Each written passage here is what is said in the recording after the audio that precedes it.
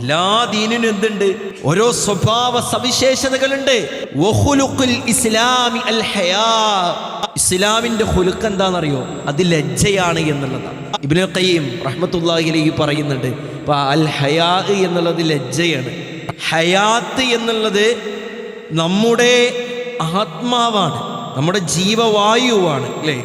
ഈ ഹയാവും ഹയാത്തിനും ബന്ധമുണ്ട് എന്നുള്ളതാണ്. ഈ ഹയാത്തിനും ബന്ധമുണ്ട്. എന്തായിരുന്നു ആ ബന്ധം പ്രിയപ്പെട്ടവരെ? ഒരു വ്യക്തിയുടെ ശരീരത്തിൽ നിന്ന്, അവൻ്റെ ഉടലിൽ നിന്ന് അവൻ്റെ ജീവിതമില്ലാതെയായാൽ, അവൻ്റെ ആത്മാവില്ലാതായാൽ അവനെ മരണപ്പെട്ടവനായി കണക്കാക്കും.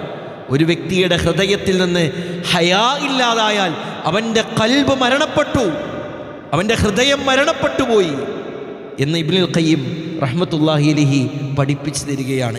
അത്രയും ഏറെ ഗൗരവത്തോടു കൂടി കാണേണ്ട ഒന്ന് തന്നെയാണ് പ്രിയപ്പെട്ടവരെ ഹയാ, ലജ്ജ എന്നുള്ളത്. ഇപ്പം നോക്കി നിങ്ങൾ, ഈമാനിന് 60-ൽ പരം ശാഖകളുണ്ട്, 70ഓളം ശാഖകളുണ്ട് എന്നൊക്കെ റസൂലുള്ളാഹി സ്വല്ലല്ലാഹു അലൈഹി വസല്ലമ തങ്ങൾ പഠിപ്പിച്ചു നൽകിയല്ലോ.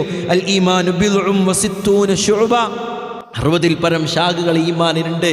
എന്നിട്ട് അള്ളാഹുവിൻ്റെ റസൂല് അതിൻ്റെ ഏറ്റവും ഉന്നതമായിട്ടുള്ളത് ലാ ഇലാഹ ഇല്ലല്ലാഹയാണെന്നും വഅദ്നാഹ, അതിൻ്റെ താഴെ തട്ടിലുള്ളത് വഴിയിലെ തടസ്സങ്ങൾ നീക്കലാണെന്നും പറഞ്ഞു.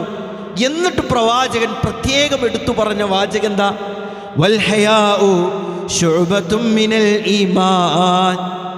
ഹയാ എന്നുള്ളത്, ലജ്ജ എന്നുള്ളത് ഈമാനിൻ്റെ ശാഖയിൽ പെട്ടതാണ്. അപ്പം അത്രയും പ്രാധാന്യം പ്രിയപ്പെട്ടവരെ അള്ളാഹുവിൻ്റെ ദീന് ലജ്ജക്ക് കൊടുത്തിട്ടുണ്ട് എന്നാ.